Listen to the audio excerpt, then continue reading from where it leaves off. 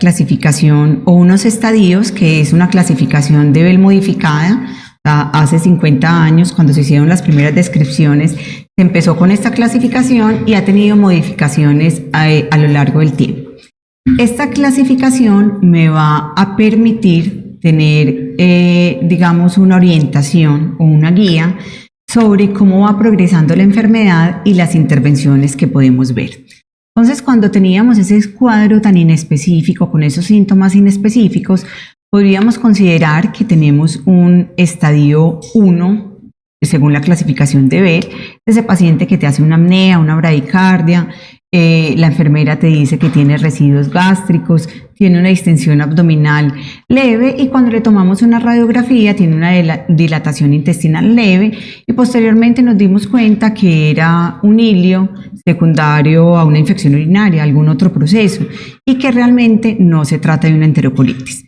Vamos a tener una clasificación 2A y 2B. Ya en la clasificación 2A, ya este pacientico continúa con la apnea, la bradicardia, tiene una inflamación leve, empieza a presentar heces con sangre y la distensión abdominal va a ser mucho más marcada con ausencia de ruidos intestinales.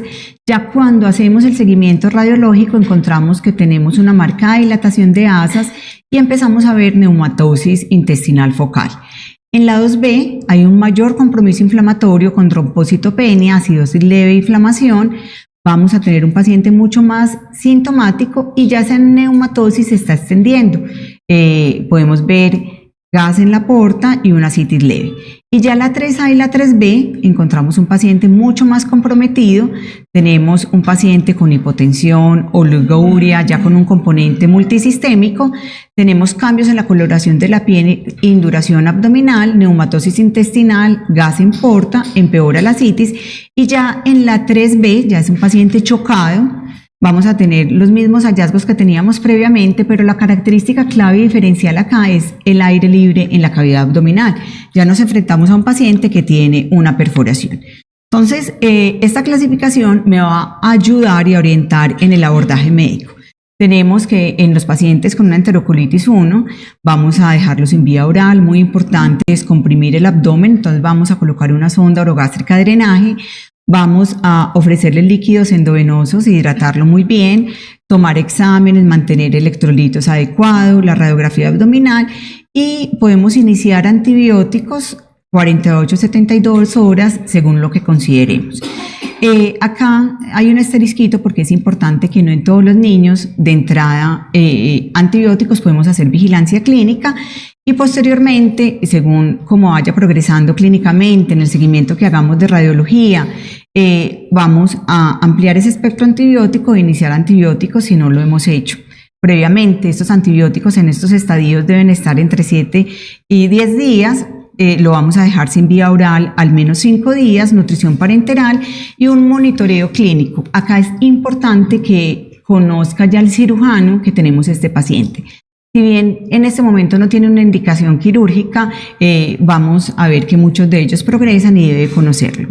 Y ya en la enterocolitis grado 3, vamos a hacer un seguimiento radiológico, un manejo antibiótico de al menos 10 días, alimentación sin alimentación enteral durante 10 días, nutrición parenteral y muy importante acá, evaluar si tiene criterios o no quirúrgicos. Recuerden que los criterios quirúrgicos es cuando tenemos una evidencia de neumoperitoneo en la radiografía o cuando ya estamos en el soporte máximo y a pesar de que no vemos ese neumoperitoneo, recuerden que lo podemos ver solamente en el 50%, del 30 al 50% de los niños que tienen aire libre en cavidad.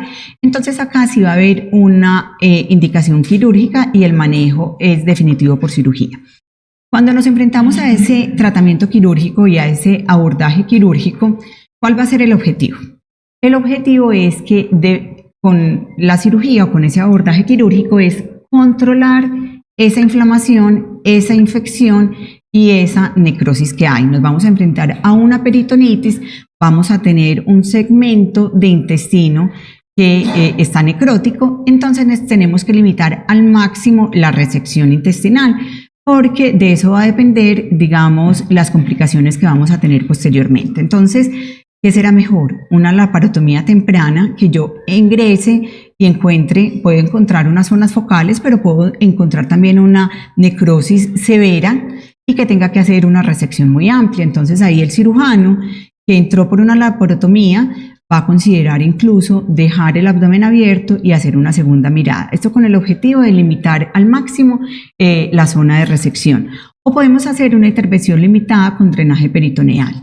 ¿Cuál de las dos escogemos? Va a depender mucho de la condición clínica y la gravedad del paciente. Si el paciente está muy inestable, no lo vamos a poder trasladar y la intervención se tiene que hacer en la unidad neonatal con el drenaje peritoneal y también de la gestacional y del peso. Usualmente se considera pues mucho mejor hacer el drenaje en los menores de 1000 gramos y ya en los más grandecitos de entrada uno considerar la laparotomía dependiendo del estado clínico.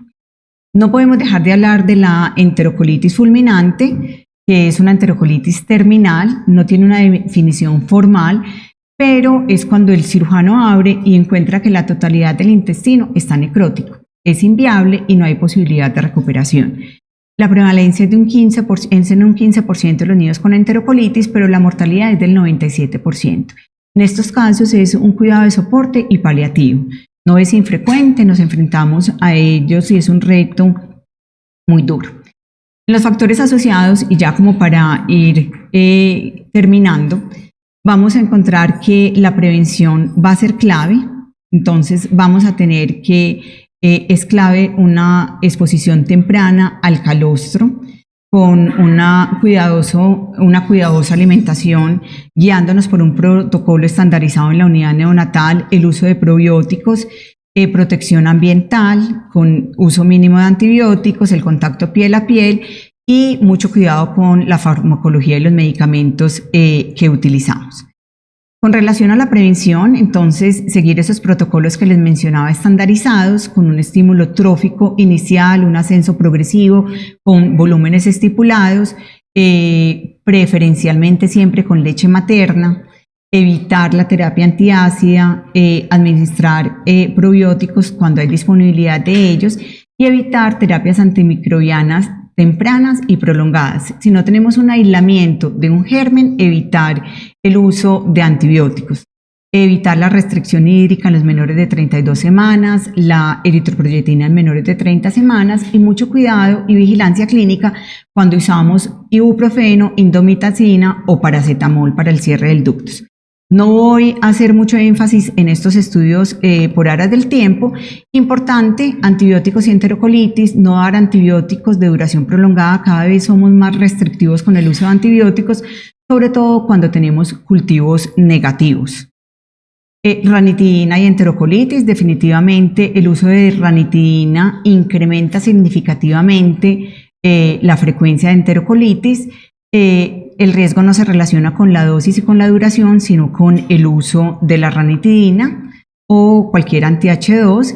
Definitivamente tener el régimen estandarizado mide cómo me reduce, estos son diferentes estudios, este es un metaanálisis, miren cómo me reduce la incidencia de enterocolitis con relación al avance temprano y tardío, que era uno de los retos grandes en la alimentación enteral en la unidad neonatal. Y muchas veces se consideraba retrasar el avance progresivo y dábamos los primeros días muy poquito volumen y esperábamos a incrementar luego el cuarto día.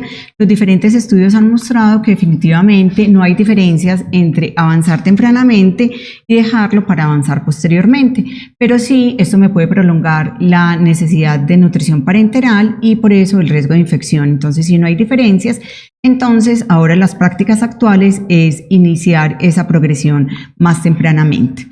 También hubo controversia sobre el avance de la alimentación si lenta, rápida. Recordemos que una alimentación enteral trófica es hasta 20 centímetros por kilo por día y se tenía la hipótesis de que dar volúmenes mayores podría incrementar el riesgo de enterocolitis en los recién nacidos prematuros. En esta revisión de Cochrane encontramos que la tasa de avance de la alimentación enteral lenta, cuando era menos de 24 centímetros versus rápida entre 30 y 40 centímetros, no me incrementaba. Acá lo podemos ver en esta gráfica, no me incrementa, pasa por la línea, entonces no me incrementa, acá vemos que no me incrementa la enterocolitis. Entonces, por eso ahora hacemos avances mucho mayores. Con relación a los probióticos, hay muchos ensayos clínicos, sin embargo, todos son con probióticos diferentes, y eso me lleva a inconsistencias, y también se ha encontrado identificado inconsistencias en los diseños que se han realizado en los diferentes países, utilizan diferentes cepas de probióticos.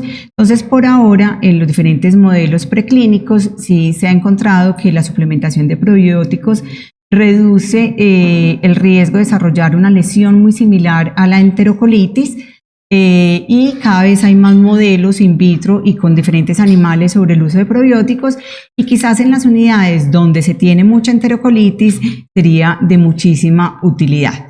Y definitivamente todos los factores bioactivos que tenemos en la leche materna con la lactancia definitivamente van a ser claves en la prevención. Y no podemos dejar de hablar de las complicaciones que podemos encontrar a corto y a largo plazo. Definitivamente incrementan todas las morbilidades neonatales, hemorragia intraventricular, displasia broncopulmonar, ductos, retinopatía, pero muy importante, el intestino corto, la dismotilidad intestinal y las estenosis que podemos encontrar posteriormente, y alteraciones en el neurodesarrollo. Entonces, va a ser clave todo lo que les mencioné de la prevención. Y ya para concluir, definitivamente la enterocolitis es una de las enfermedades más devastadoras para el neonatólogo y el cirujano. Es una enfermedad compleja con una fisiopatología parcialmente dilucidada, su etiología es multifactorial y hay una combinación de toda esa predisposición genética más el daño inflamatorio, la sospecha clínica, el manejo inicial clínico precoz y optimizar el tiempo quirúrgico van a ser claves, igual que la prevención, y la nutrición posteriormente va a ayudarnos a mantener una nutrición adecuada de estos pacienticos y una función digestiva para la recuperación de este intestino post-enterocolitis. Muchas gracias.